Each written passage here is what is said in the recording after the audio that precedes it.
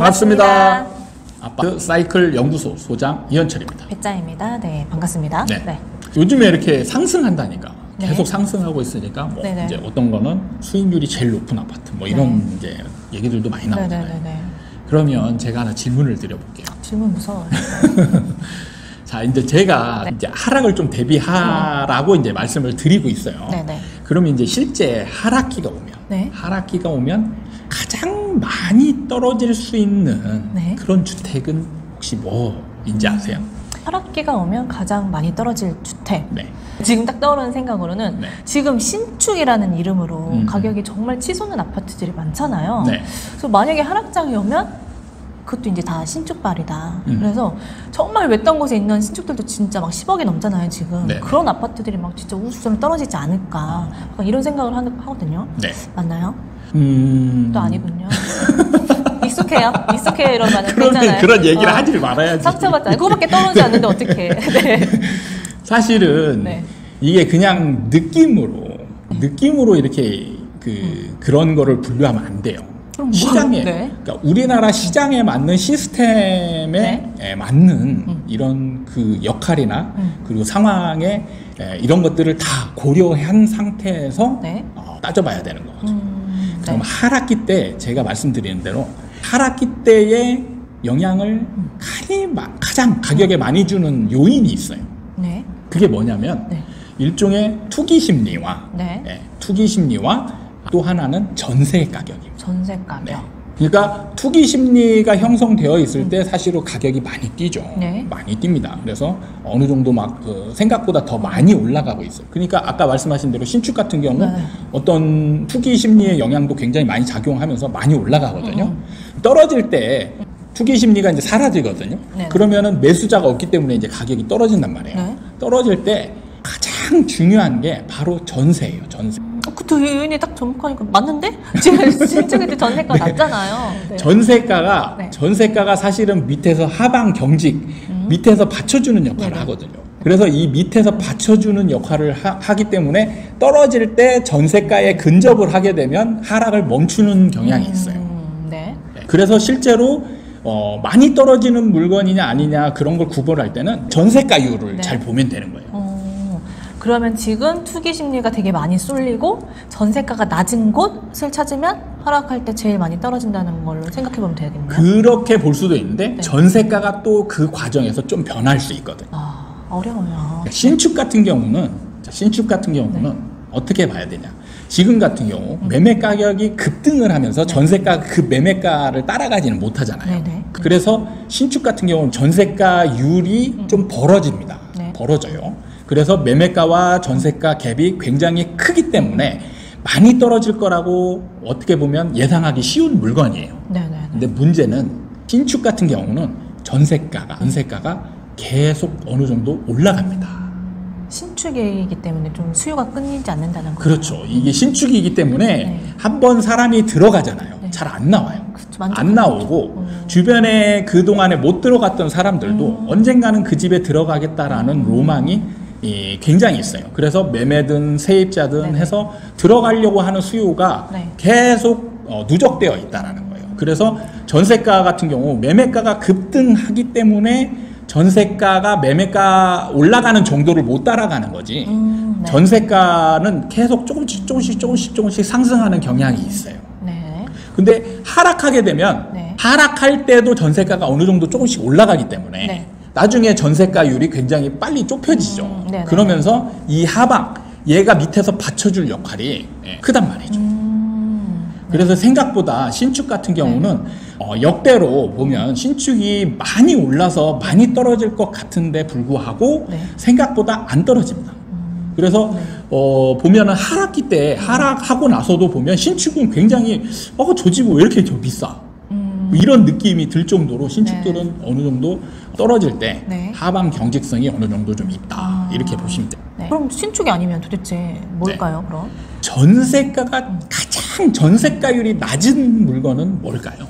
전세가가 가장 낮은 거. 떠올랐어요. 뭐? 이주를 앞둔. 네. 아파트들이 아닐까요? 네.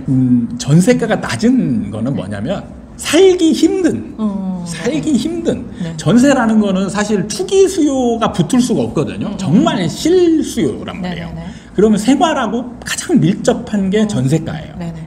그렇기 때문에 전세가라는 거는 이제 그 안에서 오랫동안 거주를 할 수 있느냐 아니냐에 따라서 전세 네. 수요가 많아지고 네. 적어지고 한단 말이에요. 그럼 말씀하신 것처럼 이주가 가까운 그런 주택 같은 경우는 언제든지 내가 쫓겨날 수 있는 거잖아요. 그래서 수요자가 굉장히 적단 말이죠. 네네. 근데 지금 이제 아파트라고 얘기를 하셨는데 네. 이거보다 더 낮은 게 있어요. 그런가요? 네. 그게 뭐냐면 네. 재개발이죠. 네. 재개발 그렇죠. 지역에 네. 재개발 지역에 있는 허름한 빌라나 네네. 그다음에 뭐 다가구 다주택 이런 집 같은 경우는 네. 전세가가 굉장히 낮아요. 실제로 재개발 지역에 가보면 거의 슬럼화되어 있는 지역들이 무섭더라고요. 많거든요. 네, 곳곳에 빈 네. 곳들도 있고 막 이래서. 근데 이게 이제 사업 시행이 어느 정도 진척이 되면 이주를 먼저 시키기 때문에 이제 살고 있는 집들이 없으니까 다행인데 재개발이 진행이 될 거라고 예상하고 가격이 막 뛰는 데들이 있어요. 네네네. 그런 데 같은 경우는 실제로 전세는 굉장히 낮고 매매가만 막 뛰는 거죠. 맞아요. 전세가율이 굉장히 낮아요. 이런 데 같은 경우는. 맞아요. 자, 그러면 이게 이제 문제가 하락기에 돌입하면 무슨 상황이 생기냐? 하락기에 돌입하면 이 재개발 지역 같은 경우는 사업이 거의 멈출 확률이 90% 이상입니다. 진행되는 속도가? 네. 왜 그러냐면 네. 이 조합원들, 기존 조합원들이 올라가는 과정에서 물갈이가 돼요. 물갈이가 됩니다. 매수자, 투기 수요가 이제 막 몰려들면서 사잖아요. 대부분 네, 맞아요, 사잖아요. 맞아요. 네. 사서 이 오른 가격에 진입한 사람들이 대부분이죠. 네네. 그럼 이 사람들이 수익이 받쳐줘야 사업 진행이 되잖아요. 네네. 근데 하락기가 되면 이제 문제가 뭐냐? 집을 지어가지고 일반 분양을 해서 거기에서 나오는 수익으로 건축비, 철거비 이런 것들을 다 감당하고 나한테 집 한 채를 줘야 네네. 그게 이제 수익이잖아요. 네, 그러고 또 남아야 딱 그렇죠. 수익이. 근데 문제는 이 분양가가 점점 떨어지면서 낮아지죠. 그리고 분양도 안 됩니다. 그러니까 이제 사업 진행할 때 이제 분양가 얼마 그리고 그거에 따른 수익률 얼마 이런 걸 다 이제 계산해서 이제 수익률 이런 거를 이제 보여줘야 이제 검증을 해줘야 되거든요. 그러면 이제 그걸 보고 조합원들이 동의를 하냐 안 하냐 이걸 결정을 하는데 수익이 낮아요. 턱없이 낮아요. 나한테 부담금이 막 처음에는 뭐 1, 2억이었는데 추가 부담금이 막 3, 4억, 5억 막 이렇게 늘어나면 그걸 감당할 수가 없잖아요. 네. 그러니까 동의를 못 하는 거죠. 그러네요. 다 같은 주인이 아니라 상승장에 들어온 사람들은 원하는 또 수익률이 또 다르니까 다르죠. 네. 진행이 더뎌진다는 말씀이시죠. 그래서 하락기가 되면 대부분의 재개발 지역은 사업이 거의 멈춰버립니다. 그리고 사업이 멈추게 되면 가격이 떨어지죠. 네. 이 사업이 진행될 걸 기대하고 가격이 올랐던 거지. 네. 그냥 이 집이 좋아서 가격이 올라간 게 아니잖아요.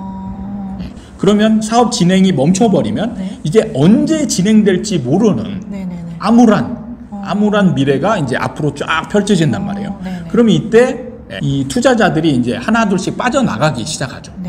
그럼 이때 하방 경직성을 시켜주는 게 바로 전세가라고 했는데 이런 집 같은 경우는 세입자가 들어오지도 않잖아요. 그래서 전세가가 굉장히 낮은데 이런 데는 전세가가 올라갈 기미가 없어요. 그럼 전세가율이 낮은 그러니까 매매가와 전세가 갭이 높은 상황에서 떨어지는 폭. 이 전세가가 버텨줄 때까지 떨어진다는 얘기예요. 그러니까 실수요자도 받쳐주지 않기 때문에 그렇죠. 떨어진다 이 말씀이신 거죠. 그러니까 실제로 하락기가 되면 가장 많이 집값이 떨어지는 데가 재개발 지역이에요. 이 재개발이 그러면 하락장 때 제일 많이 떨어진다고 하셨잖아요. 그럼 하락장에서 그럼 진행 속도 또한 더뎌질 텐데 투자자로서 만약에 내가 재개발을 갖고 싶다. 그러면 하락장 때 진입을 해도 괜찮은 걸까요? 진행이 안 되고 있는데도? 하락장이 지나고 나서 하락 막 하고 있을 때는 굳이 살 필요 없어요. 하락 지나서 바닥권 때 그럴 때는 그냥 무조건 진입해도 됩니다. 그러니까 아직 사업이 진행이 되지 않고 있어도 그냥 바닥장에 들어가면 나중에 이제 바닥장에서 상승을 이제 다른 아파트들부터 먼저 상승할 거 아니에요. 얘가 사업이 진행이 안 되면 안 올라가죠. 안 올라가니까 이제 투자자들도 많이 덤비지 않기 때문에 가격이 잘 안 올라가죠. 근데 다른 아파트부터 올라가기 시작하면 이제 이게 사업 기대의 가치가 높아지는 거예요. 그러면서 이제 사업을 추진하는 이 힘이 조금씩 강해지죠. 그러면서 이제 사업 추진을 하게 돼요. 근데 이 재개발이라는 건 사업 추진이 진행되는 기미만 보여도 올라가거든요. 그래도 내가 좀 더 수익을 빠른 시일 내에 내가 얻고 싶다 한다면 네. 지금 상승장 때 지금 진행되고 있는 거를 좀 내가 인지해 둘 필요는 좀 있을 그렇죠. 예, 그런 것들을 사업 진행 가능성이 좀 많은 데를 네. 눈여겨봤다가 많이 떨어졌을 때 네네. 그럴 때 사놓고 있으면 소위 말하는 적은 돈으로 큰 돈을 벌 수 있는 대박 부동산이 될 수도 있습니다. 그러니까 여러분들이 많이 떨어지는 거 네. 그리고 그런 것들을 염두에 뒀다가 네. 지금 무리하게 막 이런 거를 잡으려고 노력하는 것보다는 기다리는 게 훨씬 좋을 수도 있어요. 알겠습니다. 입꼬리가 자꾸 올라가는 건 어쩔 수 없네요. 네. 오늘은 이미 샀어 이미 몇 개 갖고 있죠 저는. 실제로 이럴 때 되면 이런 것들 뭐 적은 돈으로 살 수도 있거든요. 네. 적은 돈으로 살 수 있으니까 지금 살려고 하는 돈으로 몇 개를 살 수 있어요. 지금은 가면 거의 진짜 신축 아파트의 가격에 진짜 네. 맞먹지 않는 그런 가격으로 지금 매매가 되고 있더라고요. 네네. 정말 하락이 오면 그게 제일 많이 떨어진다고 하니 좀 눈여겨보는 것도 하나의 기회일 수도 있겠네요. 네. 오늘은 하락장이 오면 가장 많이 떨어지는 주택에 대해서 알아봤습니다. 오늘 시간 즐거우셨다면 저와 같이 즐거우셨다면 구독과 좋아요 네, 눌러주시고요. 다음에 또 찾아뵙도록 하겠습니다. 감사합니다.